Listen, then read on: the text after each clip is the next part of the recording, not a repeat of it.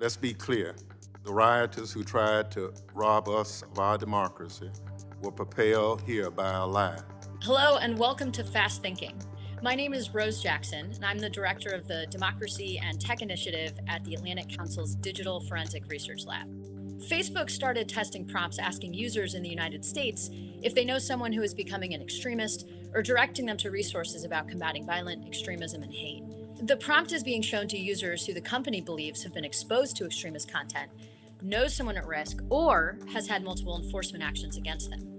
Facebook and other social media platforms have faced heavy scrutiny over radicalization and violent extremism organized through their platforms, particularly internationally. After the January 6th insurrection in the United States, that scrutiny has intensified here at home. On this episode of Fast Thinking, we're asking two questions. First, how effective could prompts like these be? And second, what is the role of platforms in combating hate and violence?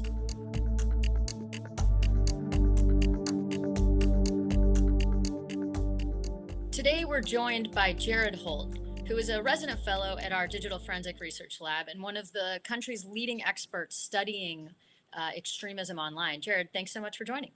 Yeah, thanks for having me, Rose. So, what do you think about those two giant prompts? Tiny questions for us to grapple with today.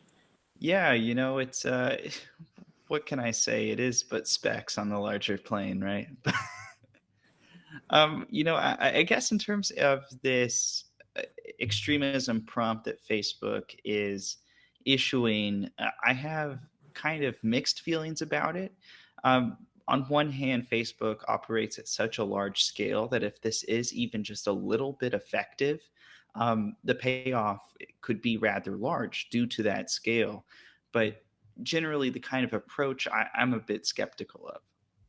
Have you seen other examples of interventions or tests and techniques the platforms have tried that you think have been effective? So I think kind of the closest thing that I've seen of this nature happen in the digital space is something that YouTube started doing, which is on videos that could potentially have misinformation on hot topics like COVID 19, for example. There will be prompts below the videos with resources to, I think it's often Wikipedia or some sort of third party information source. And I think that can be generally kind of helpful. What is different about Facebook's intervention is that it's going directly to the user. It's not something that, is appearing alongside the content, but rather something that the platform is going to the individual by individual basis and saying, hey, it's Facebook just checking in. We might have noticed some weird activity on your account and we want to give you some resources. And how have you found in the online space people are reacting to that? Either people that you follow regularly in the more extremism community that I'm sure is very fun to immerse yourself in online, but also even researchers and others in your space that are reacting to seeing this Facebook intervention and other approaches by platforms to address extremism. Yeah, in the extremist space, generally speaking, any sort of effort to address extremism is met with a lot of intense criticism Maybe or meme, outrage. mockery. Yeah, this has kind of been like a running joke since it debuted in these communities. People saying, "Hey, I thought there was extremist content on Facebook. Where is it? Let me see it." Right, that sort of thing. But that's not even really particularly new for these communities, whether it is the government administration, any sort of action that platforms take to try to combat some of these issues on the platforms.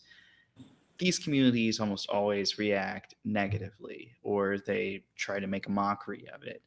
Um, in the broader research space of domestic extremism research as it relates to the internet, um, I think there is a lot of skepticism at how effective that this kind of approach will be. And I think part of it just has to do with, one, the role that a company like Facebook has in sort of the mythology that animates domestic extremism. By Facebook taking an action or reaching out to it on an individual basis to to users who might have been exposed to this kind of content. It kind of reinforces the mythical conspiracy theories that animate these movements regarding tech companies. And um, I also think there's just some broader skepticism about whether these kind of interventions are really best done at a scale on the size of Facebook, or whether or not there could be a better approach to this. Because Facebook's action does follow the guidance of a lot of people working in the de radicalization space. If you talk to them, many of them will tell you that these small scale interventions from family members or from trusted friends can be particularly effective, especially at getting people away from falling, so deep down the rabbit hole that they become much harder to reach. If somebody's just kind of dabbled in it, these kind of interventions can be particularly effective. So that raises an interesting question about what the role of the platforms is in addressing this problem. On the one hand, you have the content itself becoming more accessible and perhaps becoming more reachable by more people on the platforms. And you have the question of what the platforms do in response to content that's not necessarily generated through their groups and their services. What do you think platforms should be doing to address the problem of extremism? Well, there's plenty of things I think they should be doing, but something that's important to acknowledge is that they're not obligated to do anything. The way that tech companies like Facebook function in the legal system and the business system is that they are autonomous. So if Facebook did look up one day and say, we don't want to do anything about extremist content, that they're certainly within their rights, and their ability to remove extremist content depends on their ability to also not remove it. So that's something I think should be acknowledged on the front hand. But I do think they have a moral responsibility to do something here. Platforms like Facebook, like Google, like Twitter, etc., have accumulated so much social and, frankly, political uh, capital coming off of their scale and their size that I think it is incumbent on them to behave as morally righteous as is possible for them. The old Spider-Man saying, "With great power comes great responsibility." Right? Gonna Certainly. pull Uncle Ben here, and I think Another meme for that, which will just be the theme of this entire conversation, is whether the council learns how to create a meme just for a fast thinking video. That'll be the next step. Oh, yeah. We'll see. It's my opinion that when you're on the scale of something like Facebook or like Twitter, being the main driver and the main server of content, I think what is really incumbent on these platforms, and something that, at least being outwardly facing, we haven't seen a ton of indication is really going on, is a preemptive approach, trying to be proactive about these kind of issues and about this kind of content. Being able to have, expertise either that they're looking to or that they're generating in house about what's happening on their platforms, and reacting in a way that is timely and effective. So, for example, with COVID-19 misinformation, I think the time to do something about that would have been, I don't know, a year ago, instead of kind of reactively trying to put out fires as they spring up. And part of that equation is for Facebook to be more transparent with what is going on their platform. That way, research groups like ours and reporters and et cetera can have actually a better sense and a better grip on what is going on these platforms. What's going on here is Facebook is so big that it can kind of do two things at once. It can both provide, you know, access to good information about a pandemic, or in the lens of domestic extremism, provide access to reputable sources of news, while at the same time also, you know, being a platform where millions of people are engaging with extreme content or misinformation.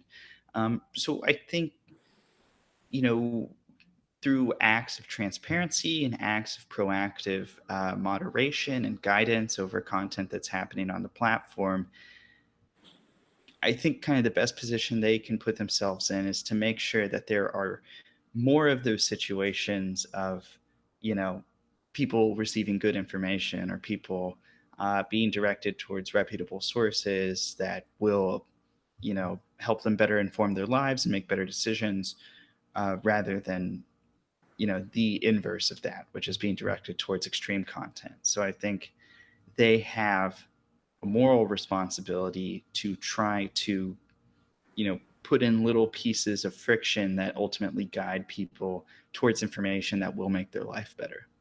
So we've spoken a lot about both the limits and potential of what platforms and society as a whole can do to address these really serious problems. And I'm curious, as we come to a close, what would be a sign of progress for you? What's something that in the next year or however long it takes would suggest to you that people are seriously combating this and taking positive steps towards addressing radicalization and the potential for violence at the end of that radicalization in our country? More emphasis on enforcing laws that are on the books, because a lot of this activity, when it bleeds into the real world and starts heading in a violent direction, is illegal. But we haven't always seen that enforced with a whole lot of priority. So that could be reassuring.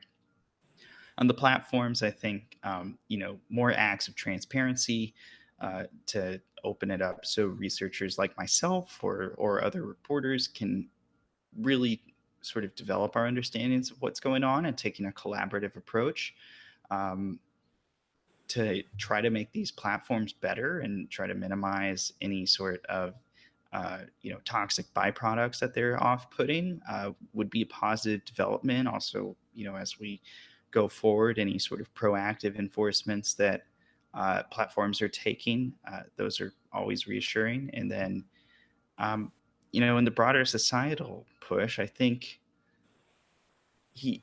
something I've been watching is the ongoing revisionism of what's happened, on January 6th during the Capitol riot. And I think, if we're able to see sort of a collective resistance to that revisionism of what exactly happened that day, and, how severe of an event that was, I think that would give me a lot of assurance that, uh, that the future is fairly optimistic for combating this kind of thing. What I think a lot of this boils down to is, trying to get everybody down at the same table and agreeing that this is the type of thing that we don't want to see more of and that we want to collectively address.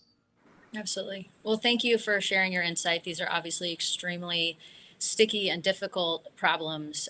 So I hope we can have more conversations as the research community, as governments, as platforms all try and figure this out together. So thanks, Jared. Thanks for what you do. Yeah. Thanks for having me.